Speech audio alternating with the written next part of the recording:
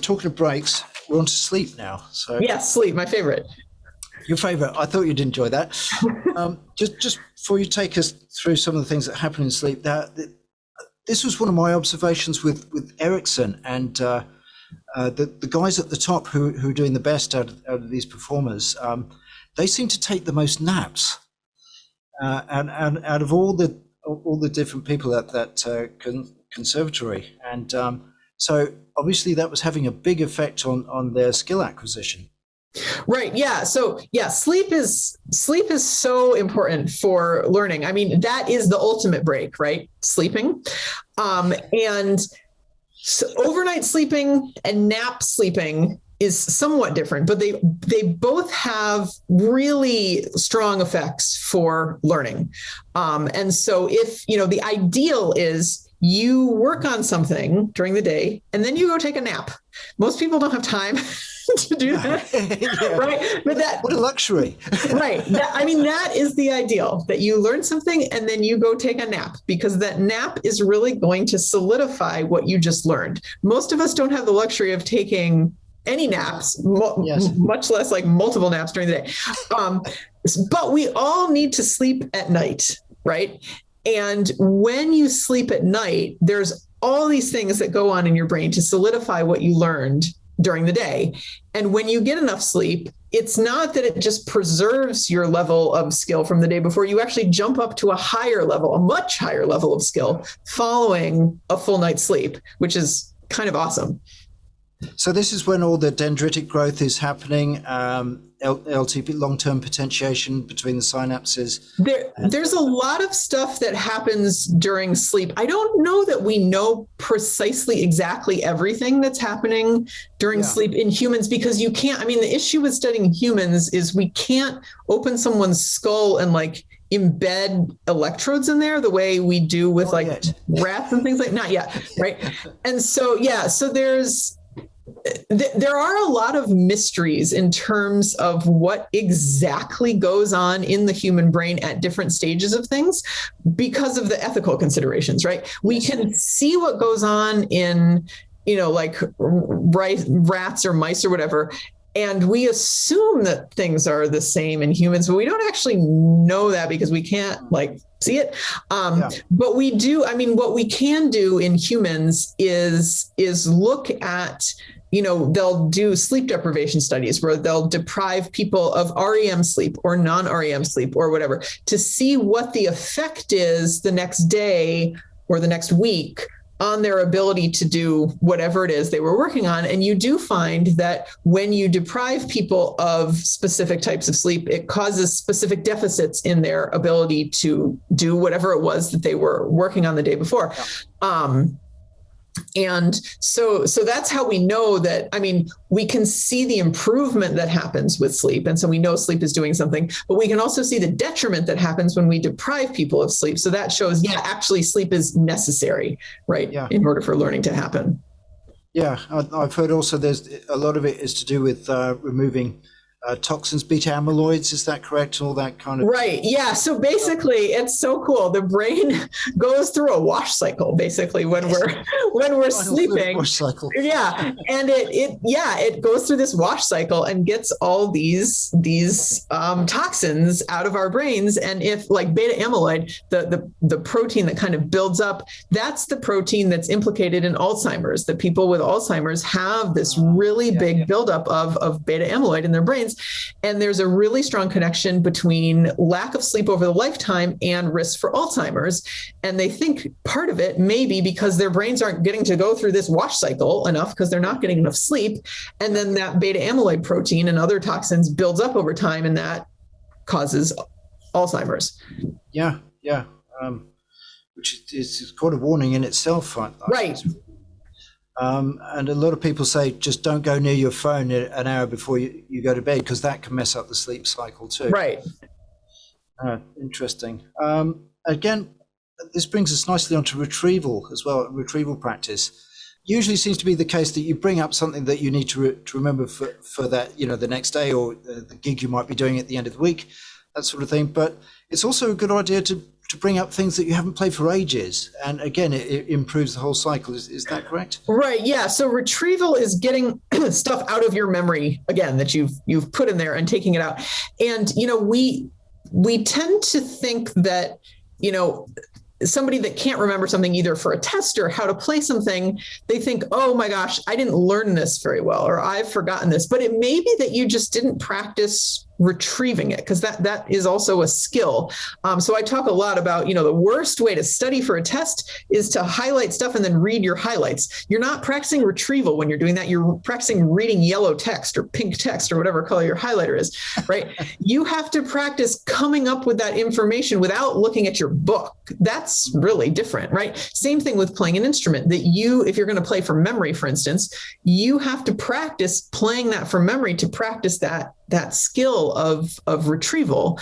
And so you have to make sure that you do that enough. And actually, when you try to retrieve something, even if you're unsuccessful, the act of trying will solidify the memory for that information in your brain more once you actually find out the answer or figure out what it is, than if you don't even try. Like when they do tests on people where they have them like guess the answer, even if they're like, I don't know. They're like, well, try, just guess. Even if they're totally wrong, they remember the correct answer better later when they're given it than if they don't try, or if they're given the answer right away when they haven't had a chance to guess. So even if you're wrong, trying to retrieve it will help. Makes total sense, because we're back to our errors, I guess. Exactly.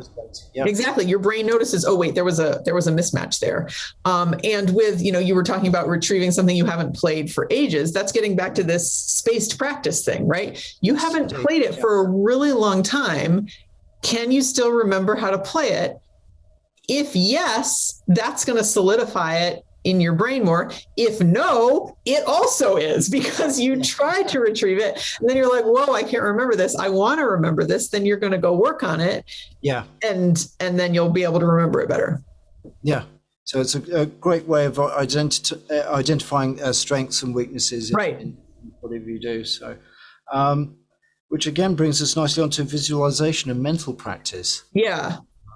I remember there was a famous player called Jaco Pastorius who said, well, a lot of my practice is purely mental. I'm thinking about playing the bass all the time, and a lot of my practice is just done purely by thinking about it. And yet there's actually a lot of scientific evidence to back this up. Yeah. It's mental practice is really amazing. I mean, when they put people in an fMRI machine and have them actually do something or mental practice it, it's the same areas of the brain that are active. It's not literally exactly the same, because then you wouldn't be able to tell the difference between doing something and imagining something, right? You'd be hallucinating. But it's the activation is very, very similar. And it's the same areas of the brain, which is why it can work. And you also see like literal physical changes in the brain due to mental practicing, the same as you see with physical practicing, like we've been talking about, which is just like really, really cool. And the studies that have looked at people only physically practicing their instrument versus people that do both physical and mental practice, if you do both physical and mental practice, it's better than just physical practice alone. So just mental practice alone with no physical practice is not going to be as good, right? And that makes sense, right? There is a difference between doing it in your head and doing it on your instrument. But we tend to think, I think most musicians tend to think that mental practicing is kind of a waste of time. Like it's not going to do anything, but like, yes, it is, because it's the same parts of your brain and it's going to cause physical changes. Yeah. But also when they look at people who do purely physical practice and people that combine physical and mental practice, it's the people that do both that have better outcomes. Which again is interesting, because you mentioned an interesting way of obviously you can do this away from the instrument, but mental practicing with the instrument seems really effective. And again, we're going back to being our own teacher and that kind of thing. So you play something through, it's not quite phrasing correctly, or there's a mistake with one of the fingers, or whatever it might be. And then just going into that mental state, well, yeah, now I hear it properly. It goes like this, and then coming back to your instrument and playing it again. So these are things that make real improvements. Yeah. I mean, sometimes I will do purely mental practice, like on airplanes or whatever, when I can't actually practice. But most of the time when I do mental practice, it's going back and forth between my instrument and mentally practicing it. And actually, I will often start a practice session on a piece by mental practicing the passage or section or phrase or whatever it is that I'm working on. I'll mental practice it first to make sure that I can hear and feel clearly whatever it is that I'm going to be working on. Because if I can't hear it or feel it clearly in my head, then like we were talking about, I don't have a good mental representation of what I want it to sound like. And then I don't really have anything to compare it to what it actually sounds like, right? Yeah. And so I'll mental practice it first and make sure okay, this sounds right. This feels right. Like this is what I want. And then I'll do it on my instrument and see, okay, do the two match? If not, I'll go back to the mental practice and sort of fix whatever it was that doesn't match. If it does match, then I'll actually record myself and listen back and see, okay, does this actually match what I hear in my head? Yeah. Sometimes the answer is yes, sometimes the answer is no, but it's this constant mental practice, physical practice, record, like this cycle. Yeah, so it's a cycle. Yeah, indeed.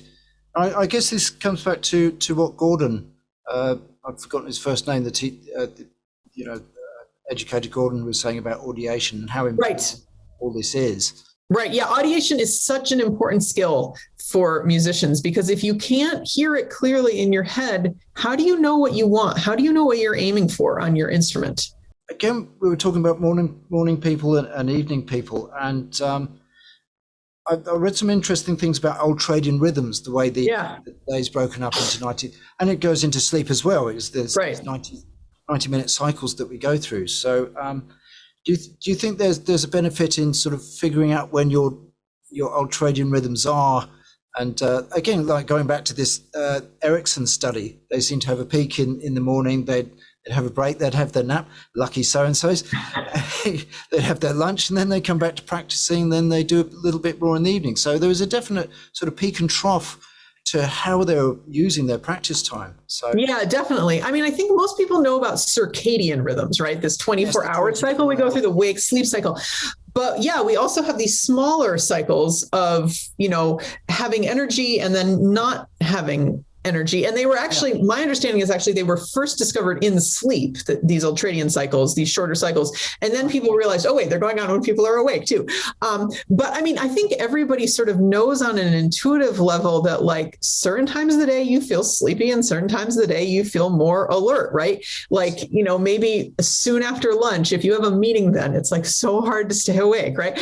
Oh, yeah. And, I think a lot of people have sort of, if they think about it, they're like, oh yeah, I always feel really sleepy around X time. Energy nosedive after lunch. Yeah, exactly. And it's because we have these ultradian cycles that, are alternations between having energy and not having energy. And I think we tend to think, oh, what's wrong with me? Why am I feeling sleepy? Why am I not, why am I not as focused? Well, that's how your body and your brain work. That's not natural, right? And so if you try to sort of power through those troughs, you're not going to be as energized when it comes up the other side. It's going to come up the other side, but you're not going to be as energized. So you're much better off, figuring out where those troughs are and scheduling breaks on purpose then, that you do something that maybe you go take a walk during that time, or you do something kind of mindless that it needs to be done, but it doesn't take full focus, so that you give your brain a chance to rest during that trough, 20 minutes, 30 minutes or so. And then you come up the other side and you have much more focus and energy to do whatever it is you want to do. Which seems a highly effective approach. Right. So that leads me on to where to practice. And again, this is one of these things that I only just realized, having read some of Robert A. Bjork's work. And he found that most people will have a study den. They always go to the same place to learn, and they've got everything set up. And he found that people that went out to the park or went to a restaurant or somebody completely different would actually improve their learning by quite a bit. So I mean, I'm of two minds about that. So my understanding of the research of people that go study in different places is then you have lots of different context around the learning, and so that you have sort of a richer context that you're embedding the learning in. So perhaps the novelty thing is there as well. Right, exactly. But then in terms of having a dedicated space to learn, there is other research that like it can be much easier to start studying or start practicing if you have a dedicated place that this is where I study. I don't watch YouTube videos here. I don't like scroll through social media here. This is where I study, and it's a dedicated place. And so, yeah, sort of both things can be beneficial for different reasons. Yeah, that's interesting. Right? Yeah. I mean, I think this is my practice room. You can see my music stand and my viola back there. So I always practice when I'm at home. I always practice here. I don't practice elsewhere in my house because this is where I practice. The only exception to that actually is when I'm getting ready to perform, I will go do a practice performance in other places in my house because the acoustic is different, right? And I want to get used to adjusting to different acoustics. Yes. And like this, where I'm sitting right now, this is my desk. This is where I do my work and my studying and my writing. I don't do it other places in my house. So yeah, it can kind of go both ways, I think. That's interesting. I can definitely see that just the benefits. We're going back to motivation and everything else. Just have a spot where you can just go. Everything's ready to go. You can press play on this and pick up your instrument and go. You know, I think maybe the advantages there outweigh other things. So. Right. And then I don't like my viola. I never pack it up when I'm at home. So there isn't the added friction of, I have to get it out of the case. No, it's just sitting there. Like, just pick it up and play it. Ready to go. Right. I totally agree with that.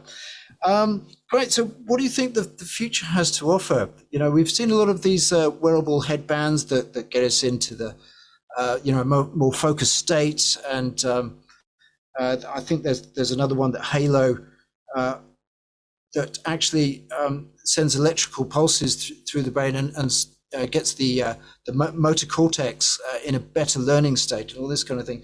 Do you think that's the way things are going, or do you think people will look at this stuff and think, no, there's no way I'm getting involved with that?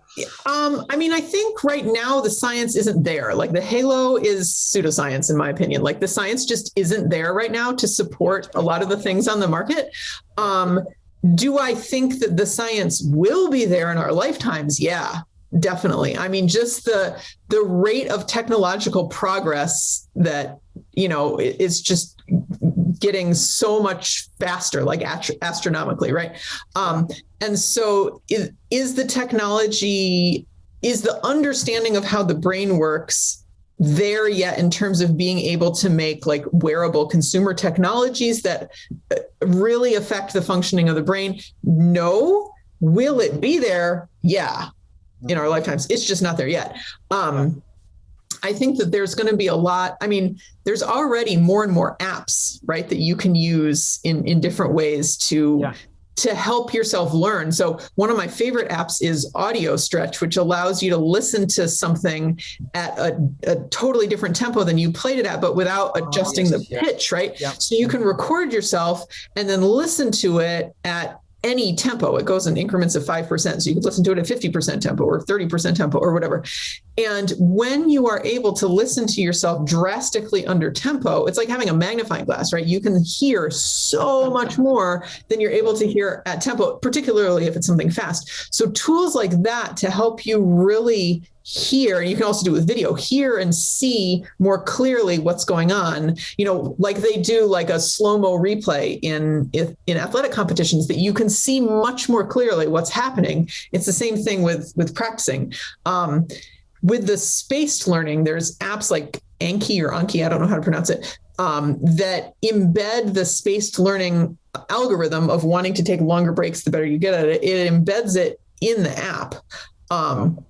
So, there's going to be a lot of technology. There already is a lot of technology that embeds a lot of this science of how we learn in terms of, perception and timing in an app that makes it much easier that you don't have to do it like by yourself. In terms of wearable technology that actually changes our brains. Yeah. That definitely, I think, will be coming more and more. Yes. I think, I don't know, when I'm like a really old person, like, will I recognize the world in terms of, like, because right now, like, your brain is your brain, like you have, we don't really have the ability with consumer products to change the actual functioning of the brain. Yeah. Will that be like a normal thing in the future, that like people relying on their natural brain that they were born with, like that will be like so old fashioned, right? So I don't know. Yeah, it'll be interesting to see what happens. Well, watch this space. That's right. Brilliant. Thank you, Molly. That's been so illuminating, and thank you for all your time. It's been wonderful to chat with you. Yeah, likewise. Thanks for having me. Oh, it's been an absolute pleasure. There's several hundred questions I didn't get to, but maybe next time. It's been really educational, as always. Cool. Absolute pleasure, Molly. Likewise.